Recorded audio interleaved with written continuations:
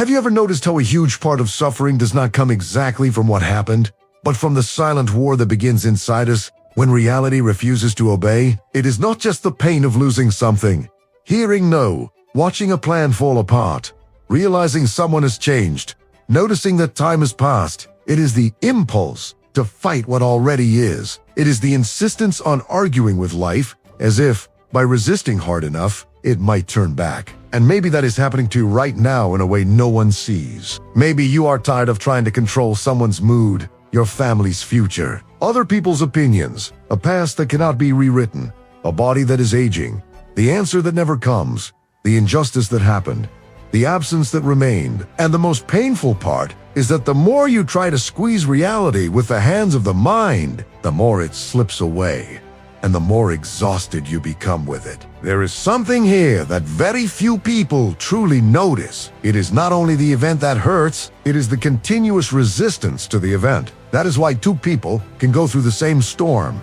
and come out of it in completely different ways. One breaks inwardly, not only because they suffered, but because they demanded that life be different. The other also feels, also cries, also trembles, but finds some inner point of steadiness because they understand that not everything belongs to them, not everything answers to them, not everything owes them an explanation. And that is exactly what we are going to dive into today. Not with empty phrases, not with that shallow idea of just accept everything and move on, but with a deep, human, practical understanding of how to stop suffering over what you cannot control without becoming cold, passive, or indifferent. Because true Stoicism does not teach you to shut down your heart. It teaches you to free it from the captivity of the impossible. So while you listen, go ahead and like the video, subscribe to the channel, and tell me in the comments what situation has been draining your peace the most lately. Because sometimes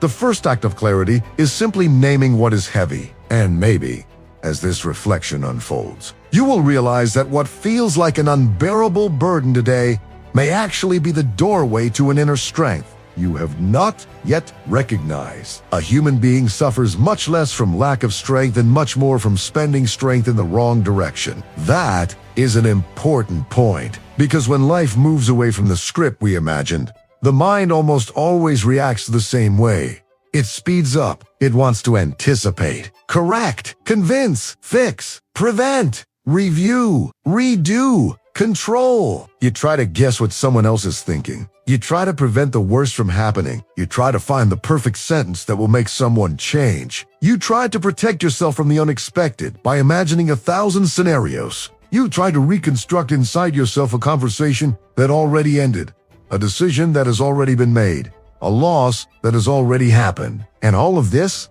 at first, looks like care. It looks like responsibility. It looks like love. It looks like prudence. But it is not always that. Very often, it is just fear dressed as care. It is anxiety disguised as preparation. It is attachment masquerading as devotion. And this is where many people get confused. They believe that thinking nonstop about a problem is the same as acting on it, but it is not. Rumination is not resolution. Suffering in advance is not prevention. Carrying the world on your shoulders is not loving better. There are people who spend years exhausted, tense, irritated, because they confused control with safety. But no real safety is born from trying to dominate what, by its very nature, was never in your hands. Maybe you have already felt this in a very concrete way. That feeling of waking up and before your feet even touch the floor, your mind is already at war. You think of something that could go wrong, someone who might disappoint you, a bill, a medical test,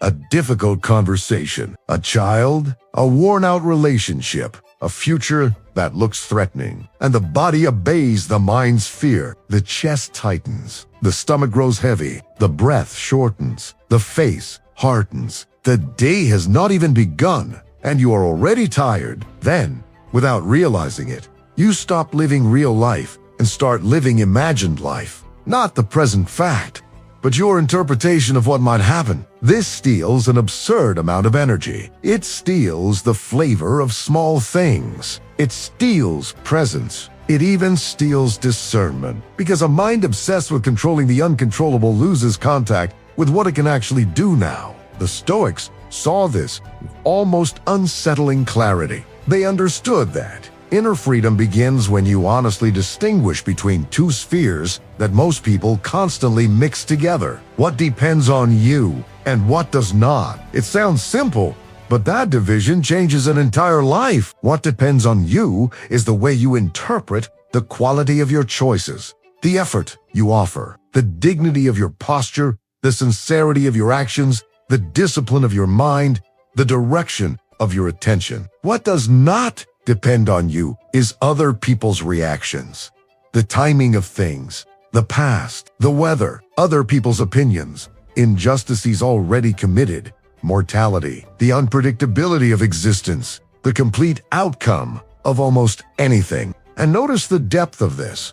You participate in life, but you do not govern it completely. You influence, but you do not control. You plant, but you do not command the harvest in all its details. When this truth is not understood, suffering multiplies because you do not suffer only from the natural pain of events. You also suffer from the frustration of wanting to own what was never yours. There is a hidden arrogance and anxious suffering that almost no one notices. And I say that carefully because this is not about judging the one who suffers, but about illuminating an inner mechanism. When we demand that everything unfold the way we want, we are, at some level, placing ourselves at the absolute center of the world's order, as if reality had the duty to match our desires, our fears, our plans, our timing. But life never signed that contract. Life does not promise predictability. It does not promise permanence. It does not promise reciprocity. It does not promise immediate justice. And the more childish the expectation,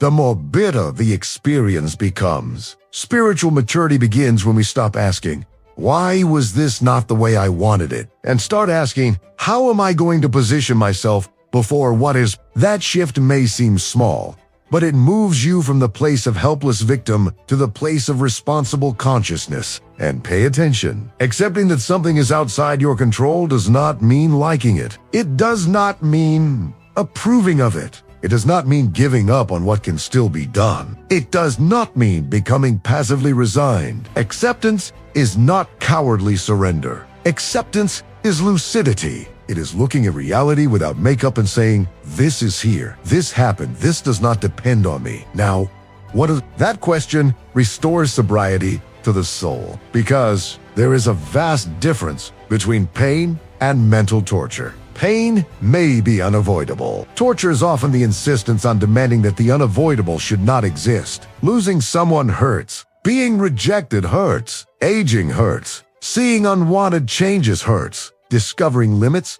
hurts. But turning pain into an identity, into a mental habit, into an endless argument with reality, deepens the wound far beyond what is necessary. Think of how many times you have suffered more from a scenario than from a fact, more from an assumption than from the truth, more from an interpretation than from an actual event. Someone takes too long to reply, and your mind creates abandonment. A plan changes, and you call it a disaster. A person pulls away, and you turn that into proof that you are not worthy of love. The future becomes uncertain, and you translate that into threat. Notice how the mind does this all the time. It takes something incomplete and fills it with fear. It takes something painful and turns it into a sentence. It takes a real limitation and transforms it into total despair. This process becomes so automatic that people often do not even realize they are not suffering, only because of what they are living through, but because of the story they are building around it. And there is something deeply liberating here. Between the fact and the devastation, there is often an interpretation. That is where your freedom begins. Stoicism never promised a life without losses. It offered something much more solid, a life in which losses do not destroy the center of your consciousness. And that requires training, because the modern world teaches the opposite. It trains us to react quickly, to have an opinion about everything, to compare ourselves constantly, to confuse discomfort with danger, to treat uncertainty like an emergency. We are encouraged all the time to seek outer control, as if that could guarantee inner peace. But the opposite is what really happens. The more you try to control what is outside of you, the more vulnerable you become within, because your state begins to depend on the world's obedience. And the world has never been obedient. Maybe the greatest cost to live in this way is losing your own presence. A person is sitting at the table, but mentally living in what might happen tomorrow. They are with family, but emotionally trapped in a problem they cannot solve at that moment. They are in the middle of an ordinary day that could contain some quiet beauty, but the mind turns it into a permanent emergency corridor. Over time, the soul forgets how to rest. And when the soul forgets how to rest, every surprise becomes a threat. Every silence becomes anxiety. Every waiting period becomes torment. You start living like someone who is always trying to put out imaginary fires. And that makes you sick. It numbs you. It hardens you. That is why the first great turning point is not external. It is an intimate decision. The decision to stop waging a useless war against what does not answer to your will. That may sound small, but it is not. Because while you insist on controlling the uncontrollable, your energy remains hijacked, and hijacked energy does not become clarity, presence,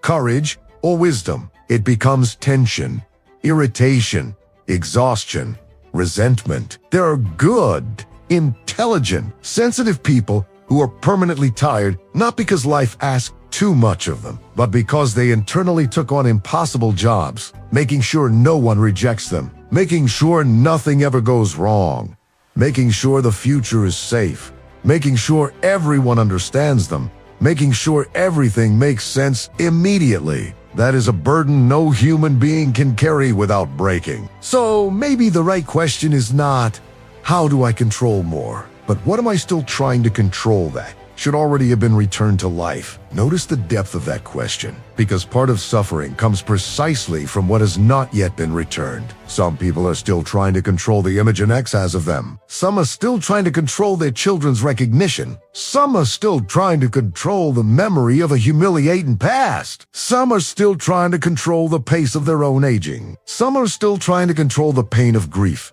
as if feeling sad were failure. Some are still trying to control faith, healing, answers, timing, but life asks for a kind of inner looseness, not indifference. Looseness, like holding something without squeezing it until it breaks, like participating without trying to dominate, like loving without turning love into possession. This is especially true for people who are trained to be too strong, people who, from very early on, had to anticipate problems, hold the house together, care for others, avoid conflict, think of everything, foresee everything. At some point, that pattern looks like virtue. And often, at one time, it was necessary. But what once served as a survival mechanism can turn into an emotional prison. You become so used to being constantly alert, constantly preparing for the worst, constantly trying to prevent rupture. And the problem is that the mind does not know how to rest when control becomes its main form of protection.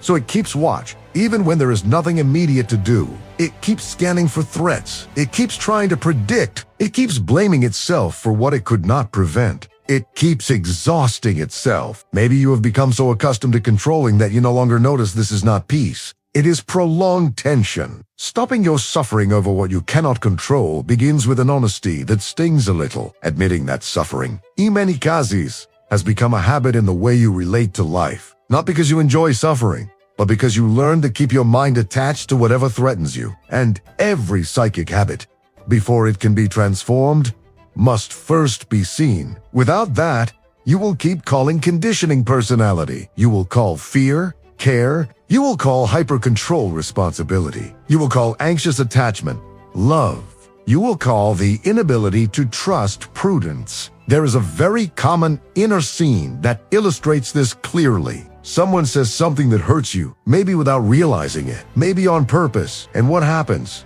The event ends in minutes, but inside you, it continues for hours, days, sometimes years. You replay the words. You imagine responses. You search for explanations. You try to understand why. You feed your resentment. You feel diminished. You build imaginary debates. Do you see it? The initial wound may have been unavoidable, but the mental repetition becomes a way of prolonging the suffering. Not because the pain does not deserve compassion, but because the untrained mind turns experience into obsession. And the more it spins, the more the person feels tied to the other person, to the event, to the past. But there is a point of liberation. You may not control what was said, but you can decide how long it will continue governing your inner state. This requires discipline of attention, and that may be one of the most forgotten practices of mature living. Not every idea deserves permanence. Not every thought deserves belief. Not every emotion deserves command. Some thoughts are just nervous noise. Some fears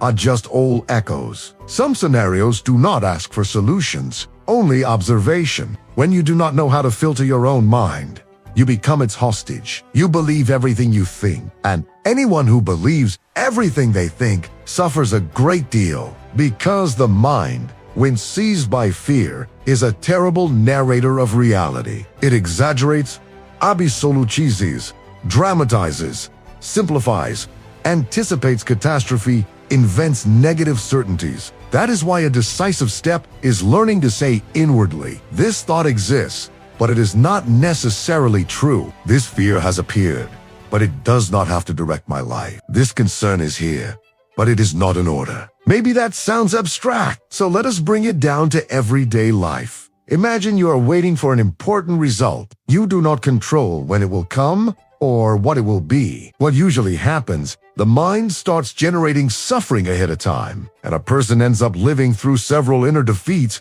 without any of them having actually occurred. Appetite disappears. Sleep goes. Presence fades. But what would be the wiser posture? Not denying the importance of the situation, and not pretending not to care, but asking, what can I concretely do now? If there is something, do it. If there is not, return to the present. Because continuing to chew mentally on what cannot be changed in that moment is not preparation. It is psychic self-harm. And this applies to many situations. Someone's response, an adult child's decision, a client's reaction, the memory of betrayal, an ongoing process, a medical diagnosis that has not arrived yet. In all these scenarios, there is the field of action and the field of obsession. Confusing the two generates unnecessary suffering. Another common trap is trying to control other people in the name of love. How many relationships become unhealthy because one person cannot bear that the other has their own will, their own timing,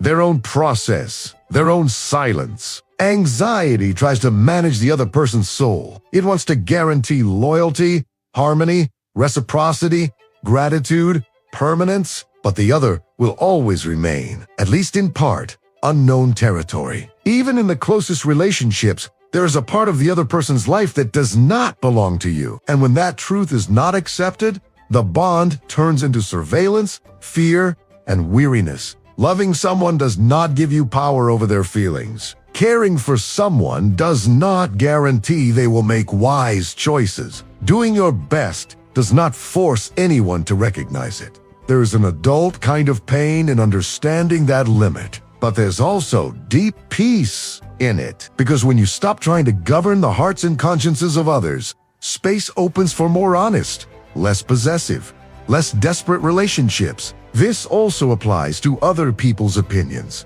one of the quietest tyrannies in life. Many people suffer constantly trying to control how they will be perceived. They want to be understood correctly by everyone, admired, validated, approved. But that is an impossible project. You can be upright and still be misunderstood. You can act with love and still be criticized. You can tell the truth and still make people uncomfortable. You can give your best and still not be enough for certain expectations. Anyone who depends too much on approval lives emotionally in the hands of strangers, relatives, co-workers, audiences, and that is an inner exile, because the person stops asking whether they are at peace with their own conscience and starts asking only whether they are pleasing people. But pleasing is not the same as living truthfully. In fact, many times they are opposite paths. There comes an important moment in life when you must choose whether you will be governed by principles or by reactions. If it is by reactions, your peace will end up in the hands of other people's moods. The news, shifting circumstances, results, praise, criticism, if it is by principles, something inside you begins to stabilize. Not because life becomes easy, but because your center stops being outsourced. The Stoic is not someone who does not feel. The Stoic is someone who works not to be dragged around by everything they feel. They know the outer world changes too much to be a secure foundation. So they begin to build an axis inside themselves. An axis is not rigidity. It is direction. It is knowing who you want to be, even when circumstances do not cooperate. It is knowing where your responsibility ends. It is being able to say, I do not control this, but I do control the way I participate in this. And there's an even more delicate point: the past. Few things imprison us more than trying to control what has already happened. Sometimes you do not call it control. You call it guilt, remorse, regret, analysis, the need to understand. But behind much suffering over the past, the same structure is at work: the refusal to accept that it is beyond reach. The mind returns because it wants to undo it. It wants to rewrite it. It wants to have been another person. It wants to have seen it sooner. It wants to have chosen better. But life can only be lived forward. That does not erase the importance of learning from mistakes. Learning is essential. Repairing, when possible, matters too. But there is an invisible line between learning and endless self-punishment, and many people have already learned what they needed to learn. Yet they keep punishing themselves because they believe prolonged suffering is a kind of moral compensation. It is not imanikazis. It is simply an inability to reconcile with one's own limited humanity. You did not have, in the past, the awareness you have today. You did not have the same maturity, the same experience, the same clarity. That does not automatically excuse everything, but it does place it in context. You made mistakes, the way human beings make mistakes, seeing little, understanding little, reacting with the tools you had. Achisomi point: continuing to hate yourself does not improve anyone. It does not return time. It does not heal the person who was hurt. It does not fix the event. It only keeps you chained to a frozen image of yourself. And maybe one of the deepest liberations is this: to acknowledge responsibility without turning your identity into eternal guilt. You no longer control yesterday, but you do control what kind of person you choose to become because of it. Another source of suffering comes from trying to control the pace of life. We want healing to come quickly, answers to come immediately, people to change fast, difficult seasons to pass quickly, purpose to reveal itself now, grief to end, anxiety to stop, the harvest to come on the timeline of our desire. But almost everything that truly matters matures slowly. Relationships, character, wisdom, trust, serenity, emotional healing. And here there is a clash between the soul and the ego. The ego wants speed. The soul asks for depth. The ego wants certainty. The soul learns presence. The ego wants to dominate time. The soul learns to move through it. We suffer because we want to harvest on the clock of control what can only grow on the calendar of maturation. And how much that afflicts us. We want to get out of everything quickly, understand everything quickly, solve everything quickly. But certain seasons cannot be accelerated without becoming shallow. Maybe that is exactly where you are, in a season when nothing seems to obey your inner schedule. And that stirs anger, helplessness, anxiety. But here is a transforming question. What if your task is not to accelerate the process, but to move through it with more consciousness? What if your role is not to rush life, but to learn not to lose yourself in the interval? Because it is in the interval that most people despair. In the space between seed and fruit, between pain and understanding, between the end of one thing and the beginning of the new, between the request and the answer, between loss and rebuilding. If you only know how to live when everything is already resolved, you will live very little. Inner maturity reveals itself precisely in the ability to dwell in the unfinished without collapsing. And that brings us to something decisive. Stopping your suffering over what you cannot control is not a single mental event. It is a daily practice of returning things. Every day, something will try to hijack your peace. Every day, the mind will want to grasp, predict, demand, review, dramatize. So, every day you will need to return things. Return other people's opinions to them. Return tomorrow to time. Return the answer to the one who must give it. Return the past to memory. Return the body to its cycles. Return the outcome to the sum of factors that never depended only on you. And keep what is yours.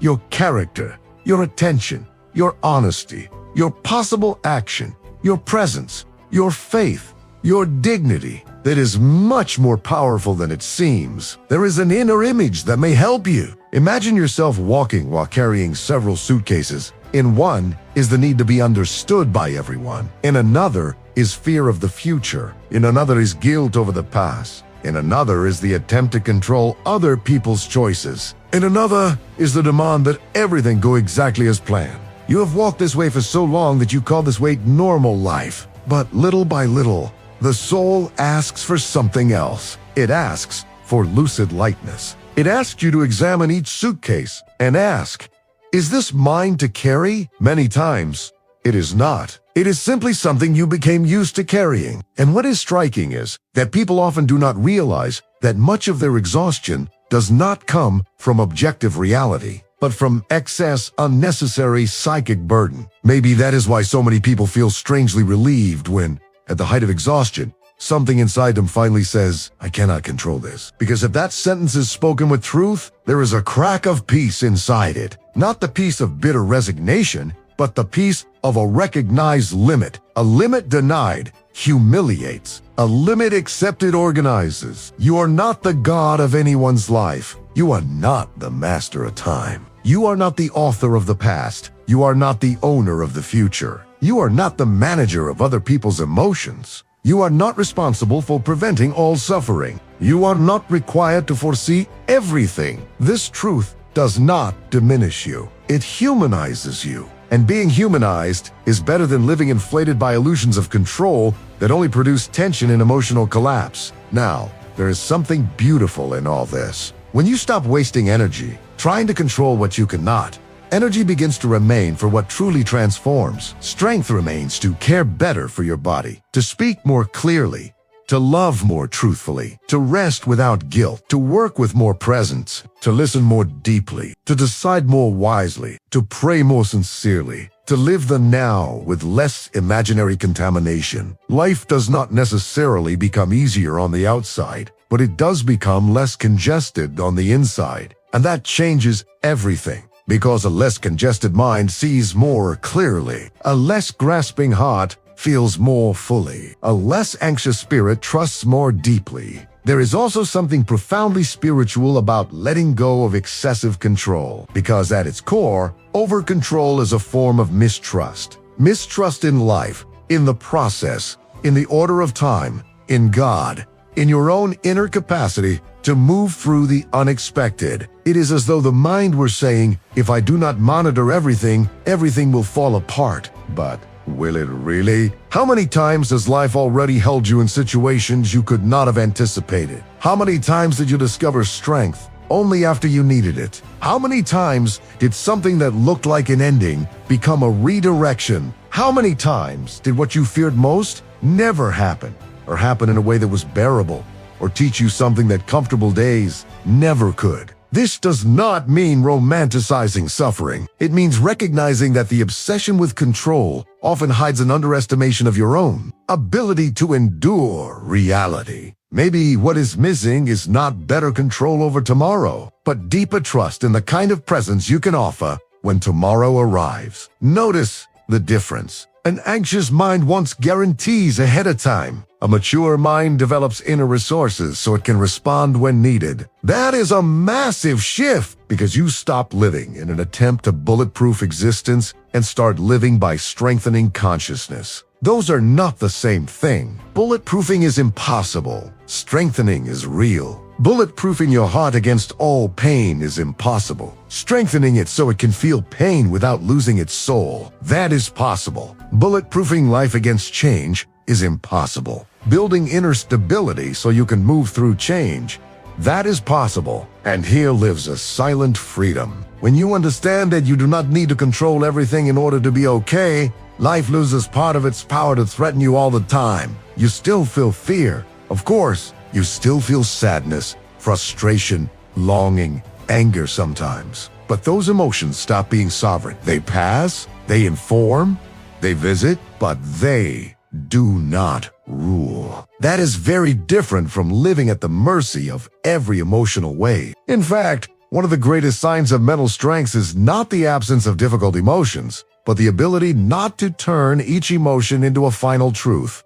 Today, you feel fear. That does not mean the future is terrible. Today, you feel rejection. That does not mean you are without worth. Today, you feel uncertainty. That does not mean you are lost forever. Emotion is inner weather, not destiny. There is another deception as well, thinking that if you stop worrying so much, you will become irresponsible. Many people maintain chronic worry because they believe it is the price of seriousness. As if relaxing a little would be negligence, as if loosening control would be a failure of love. But that logic is cruel. It turns tension into virtue, yet excessive worry does not improve discernment. Many times, it worsens it. It does not create more intelligence. It creates saturation. It does not make someone more prepared. It makes them more drained. You can be deeply responsible without being mentally self-destructive. You can care without suffocating.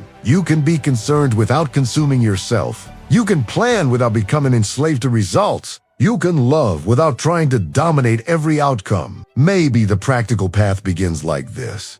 Every time you notice you are suffering over something, ask with brutal sincerity, is this under my direct control, partial control, or outside my control?